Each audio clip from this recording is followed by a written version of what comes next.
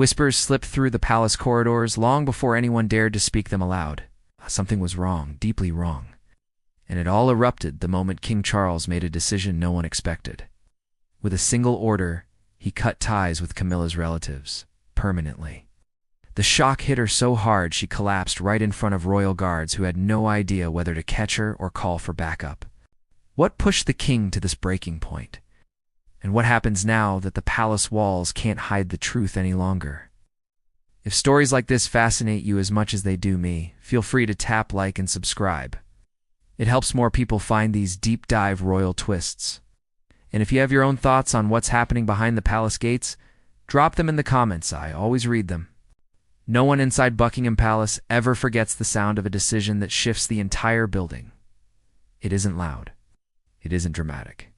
It's the silence of silence that rolls through marbled halls like a cold wind, carrying questions no one dares to speak. That was the atmosphere on the morning King Charles summoned his senior aides and delivered an order so severe, so unprecedented, that even the most seasoned officials blinked in disbelief. The instruction was simple in words, but explosive in meaning.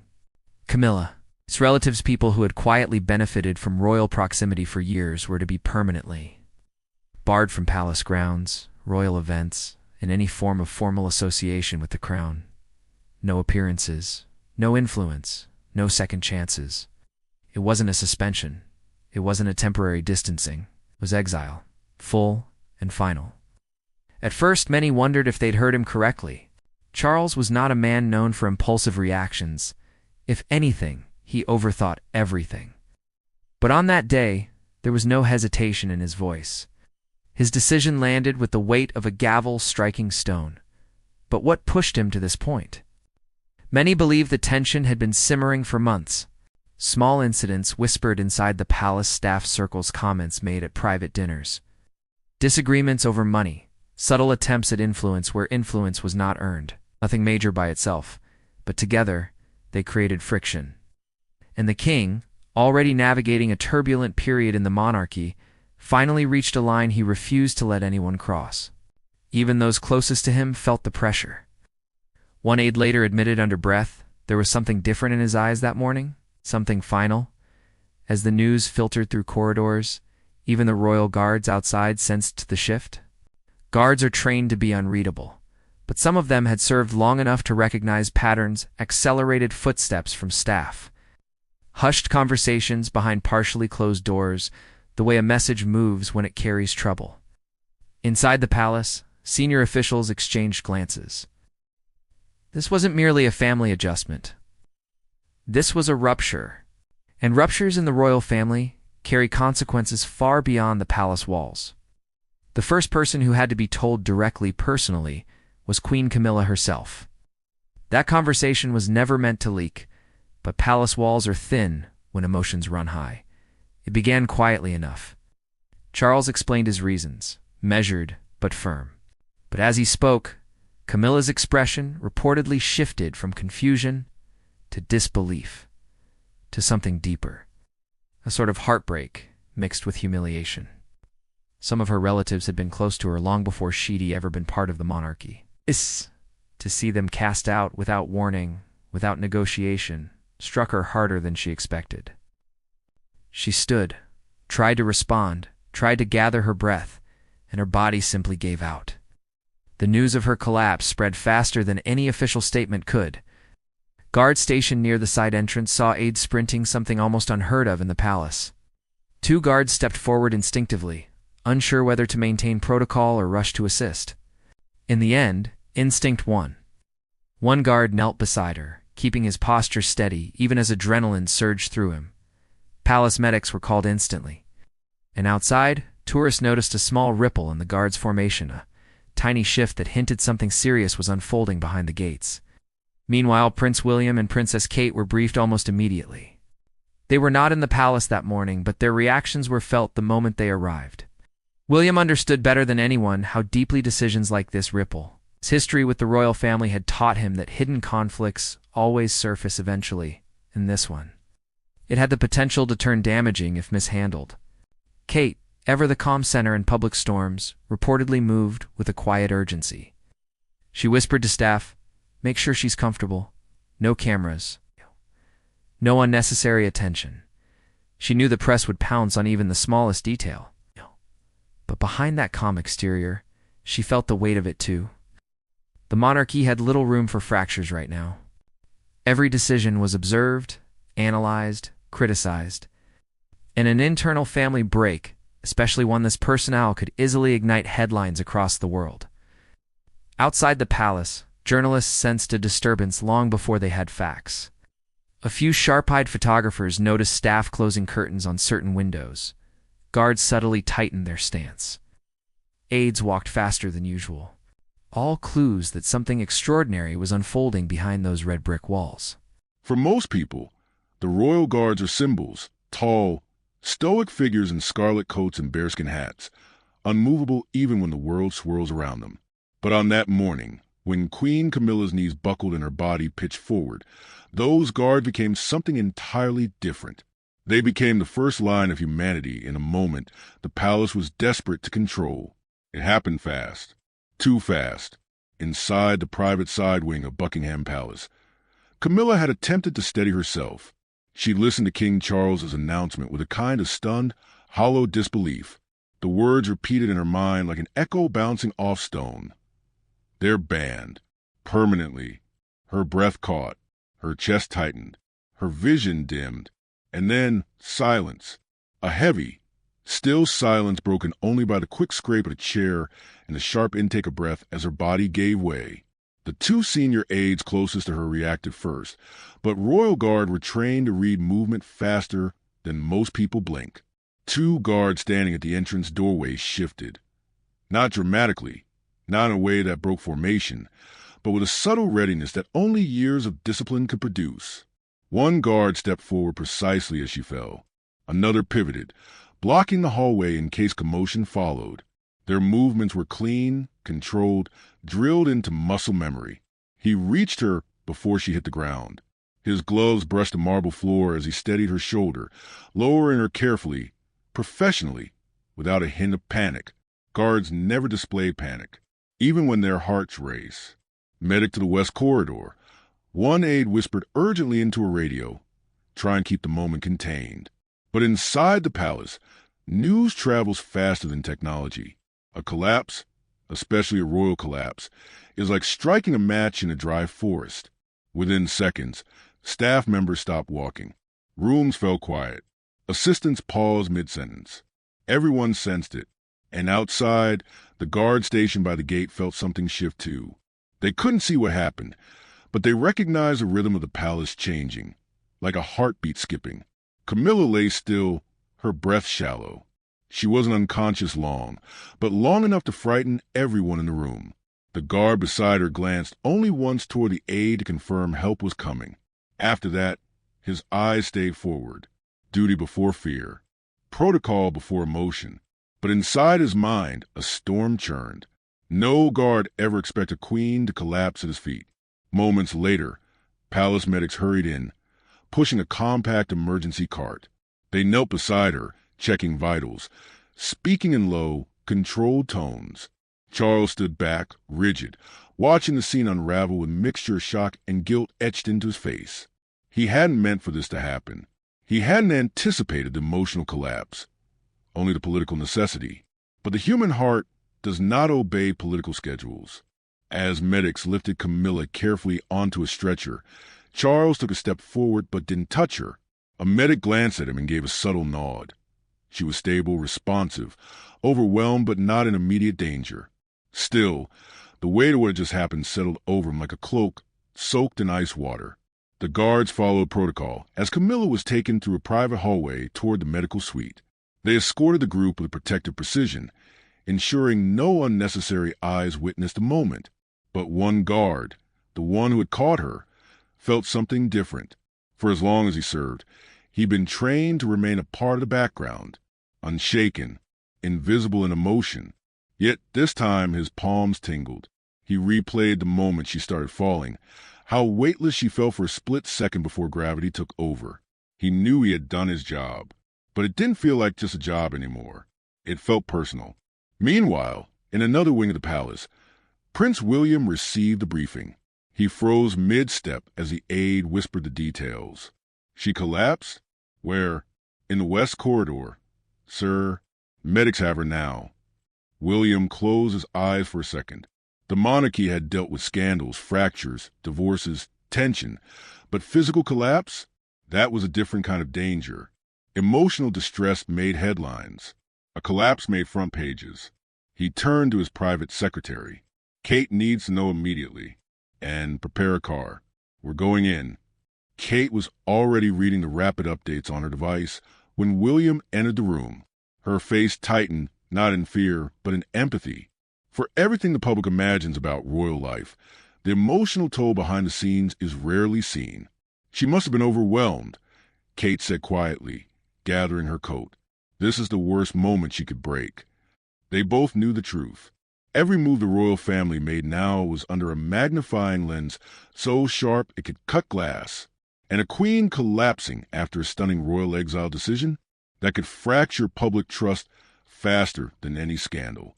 They hurried toward the palace. Inside, palace communications teams were already strategizing. How long before the press hears? We've closed the blinds.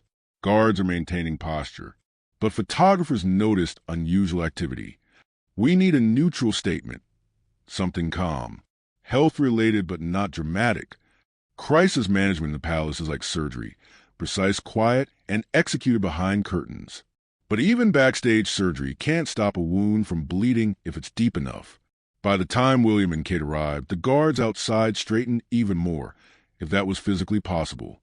Their posture stiffened, their expressions sharpened, their presence radiated alertness. The couple moved quickly inside, guided Camilla's location. They found her resting on a medical couch, pale but recovering, a blanket draped over her legs. Medics monitored her gently. Camilla, Kate said softly, kneeling beside her. We're here. Camilla's eyes fluttered open. Oh, I'm fine, she whispered, though her voice betrayed the tremor underneath. Just too much at once. William exchanged a look with Kate. They understood more than she realized. This wasn't just exhaustion. It was an emotional earthquake after an unexpected betrayal. Kate squeezed Camilla's hand gently. No one should face that alone. Outside the room, Charles stood in the hallway, hands clasped behind him. His gaze was fixed forward, but his mind was far away, retracing every step that led to this moment. When William stepped out, the king lifted his head. Is she? Charles began. She'll be all right, William replied. But she's shaken, very shaken. Charles exhaled slowly. I didn't expect this. William didn't respond immediately. He simply looked at his father, not as a future king, but as a son who understood burdens and consequences. Dad, he said quietly, decisions like these have emotional costs, even when they're right. Charles nodded. He knew the weight of crown, duty, marriage, everything pressed on him at once. Meanwhile, the guards who had been present earlier were discreetly debriefed, not disciplined, not questioned harshly, just asked to confirm the sequence of events. Their professionalism had protected the Queen's dignity, and word of their swift reaction spread quietly among the palace staff. One guard, while returning to post, whispered to a colleague, I've held formation 14 years, but I've never held a queen. The other guard nodded slowly. Royal watchers began speculating online. Emergency meeting? Health scare? Internal dispute? They had no idea how close they were to the truth. Inside, Charles spent several minutes alone after Camilla was taken for medical check. Those who passed his private office during that time described the atmosphere as heavy. He wasn't a man celebrating a decisive moment. He wasn't angry. He was conflicted. Duty demanded one thing. Marriage demanded another. And ruling demanded a level of clarity few people ever face. He believed the decision was necessary. But necessary rarely means painless. The monarchy, in his mind, could not afford external influence or inappropriate associations, especially now, when public scrutiny was sharper than ever. He had seen what happened in the past when relatives or associates of royals grew too comfortable, too bold, too entangled in royal privilege. He refused to let history repeat itself. Even so, the image of Camilla collapsing would stay with him. By midday, palace medics gave a reassuring update. She was conscious, stable, overwhelmed but recovering. The royal guards who had assisted were quietly commended. Never publicly, of course, but within the palace, their swift reaction was noted with respect. For the guards, it was another day of standing watch, but moments like that reminded them why their discipline mattered. They weren't just ceremonial figures. They were protectors of the building of traditions and, yes, of the people inside it. The crisis eased slightly, but the aftermath had only begun, because now the question echoed through staff rooms, hallways, and media circles. What happens next? A royal exile isn't just a family disagreement. It's a political signal. It changes relationships. It shifts alliances. It redefines power. And Camilla's collapse added an emotional dimension the monarchy hadn't prepared for. Would Charles reconsider his decision? Would Camilla push back? Would this divide the family further? The palace doors stayed closed, but every minute the silence grew louder. This wasn't just a royal order. It was the opening shot of a much larger rupture, one that would carry consequences through every corner of the royal family. And the world, whether the palace liked it or not, had just begun paying attention. This family, they carry more than they show. As evening approached, the palace released a calm, minimal statement. Her Majesty the Queen experienced a brief moment of unwellness earlier today. She is resting and recovering. There is no cause for concern.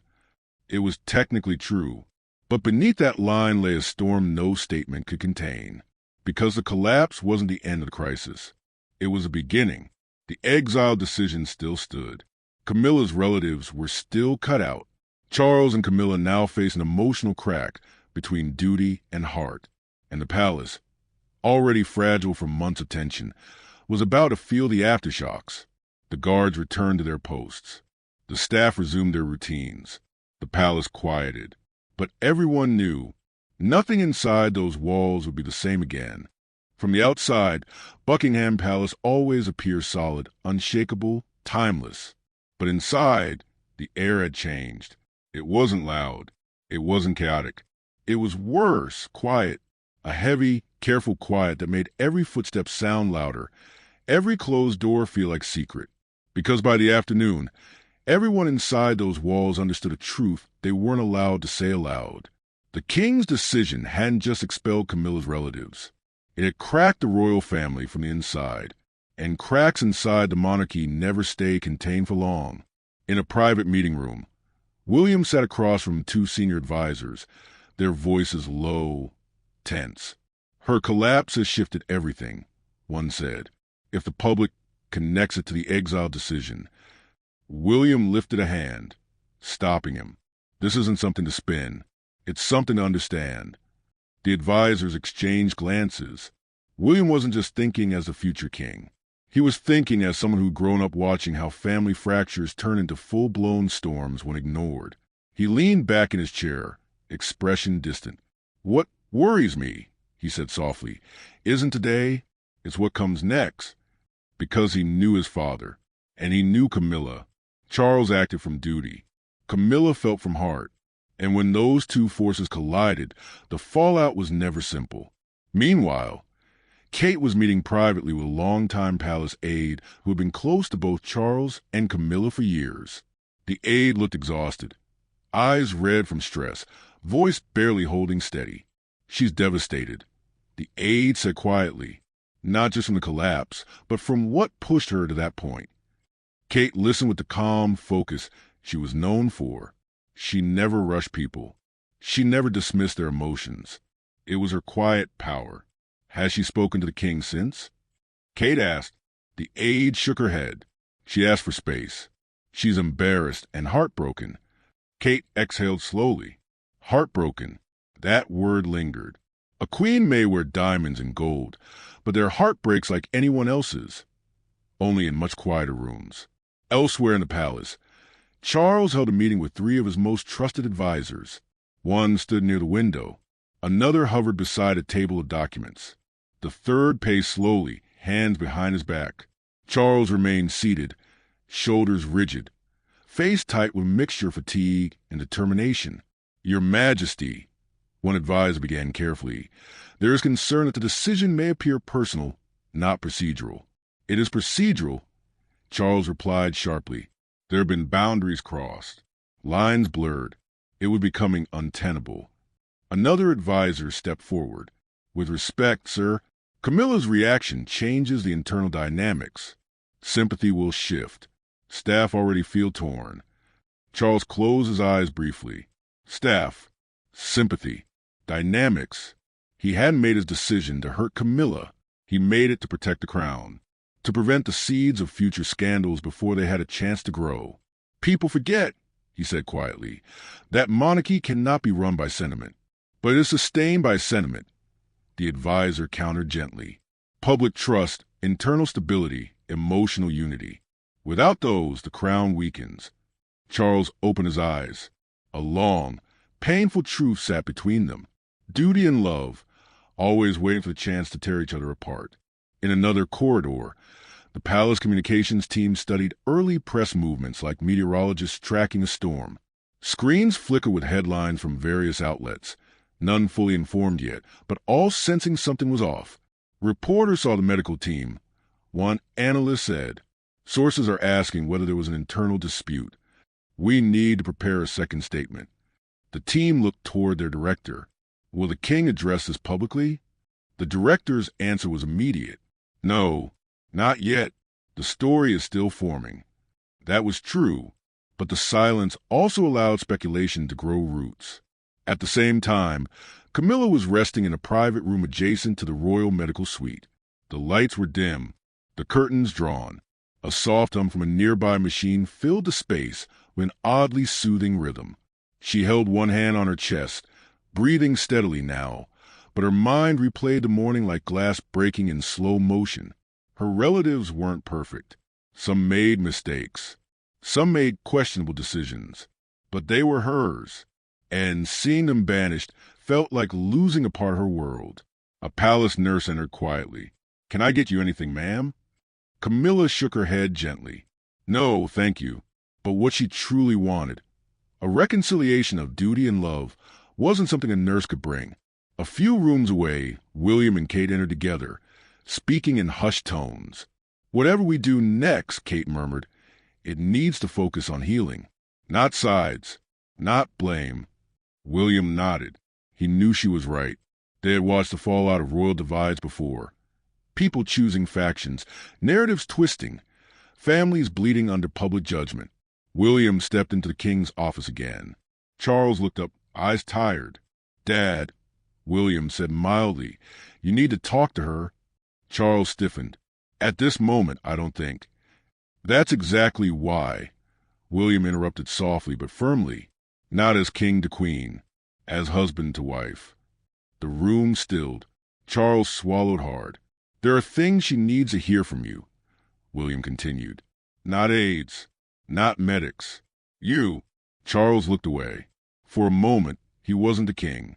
He was a man who'd made a painful decision and watched the woman beside him crumble under its weight. Outside, the royal guards continued their silent watch. Their posture never broke.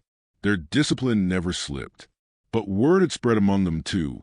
The queen had collapsed, the king was under fire, and the palace felt different. One guard murmured to another between shift rotations. It's strange. You'd think a place this big wouldn't feel emotions. But today it's like the walls are holding their breath. And he was right. Even the palace seemed to sense the fracture.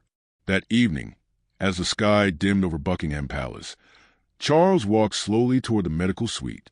Staff stepped aside. Guards stiffened. The air shifted around him. This wasn't a king walking. It was a man preparing to mend something fragile.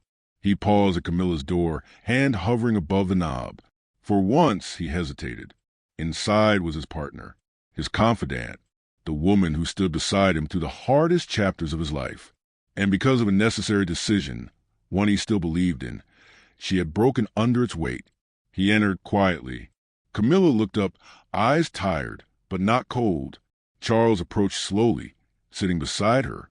For a moment, they said nothing. Then she whispered, "Why didn't you tell me sooner?" He exhaled. "I didn't want to hurt you." A small Sad smile touched her lips, but not telling me hurt more. Their hands met, not as king and queen, as two people trying to navigate a world that demanded perfection from them, even when their hearts stumbled. But while this private reunion soothed the emotional fracture, the political storm outside those doors was only beginning. Staff sensed it. Advisors sensed it. William and Kate sensed it. Even the guards sensed it. Because the exile decision hadn't been reversed. Camilla's relatives were still out, and public curiosity was rising fast. The internal rift might be healing between Charles and Camilla, but the royal family itself? That fissure was widening, and the world was waiting to see where it would break next. By the next morning, the palace grounds were colder than the November air. Even the pigeons gathered quietly near the gates, unsettled by the unusual crowd forming outside. Journalists stood shoulder to shoulder, cameras aimed at the palace as though waiting for the building itself to speak. Inside, the atmosphere was even heavier. Everyone had slept badly. Everyone sensed the same thing. The real fallout hadn't begun yet, but it was coming.